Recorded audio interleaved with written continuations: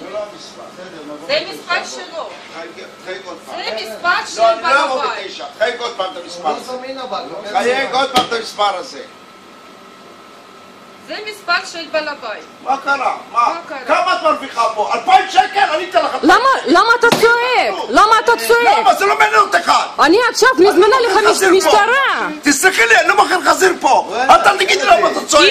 הנה, הכל אני עושה בווידאו, הכל. ועכשיו אני מזמינה משטרה.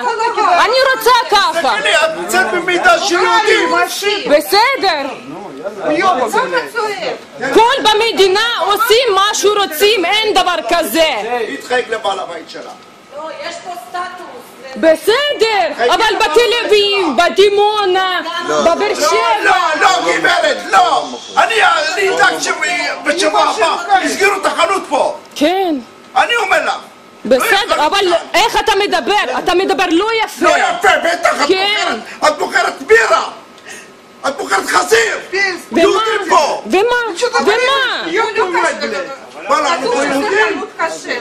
איפה את חיה? איפה את עלית? את יודעת? לא. מרוסיה לאיפה באת? אני רוסייה, בגלל זה אני מדברת ככה. מאיפה אני רוצה, מאיפה באתי? באת למדינה של יהודים. נו אז מה? לא כולם יהודים, לא כולם יהודים פה. הנה, מספר שלו. בעל הבית צריך חנות פה עכשיו. אני סוגר חנות, תביא משטרה. אני צועק עליי! מי את בכלל? יא סבל!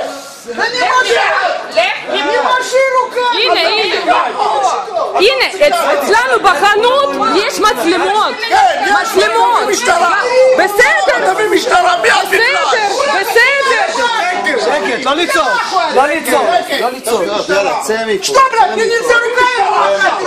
скажи לי משטרה. מי את משטרה? מי את בכלל? תסתכלי עליי. למה אתה צועק? את לא יהודי, את תלכי מפה! מי אתה בכלל פה? מי אתה יהודי יובני ורוט, בלядь? זבל! אתה זבל, בלядь, פידרаса צריך кусок. לדבר עם בעל הבית, לא אז אני. תלכי לי לבעל הבית. הוא לא עונה, מה אני צריכה לעשות? אני אמרתי, בעל הבית צריך לבוא ב9, מה הבעיה? תלכי לי לבעל הבית. בעל הבית צריך לבוא ב9. אם הוא לא עונה. чтобы он его забрал отсюда, блядь. לא את ולא היא ולא הוא. Где машина с своими веточками, блядь? Заебал. את זבל! איפה אתם חיים בכלל?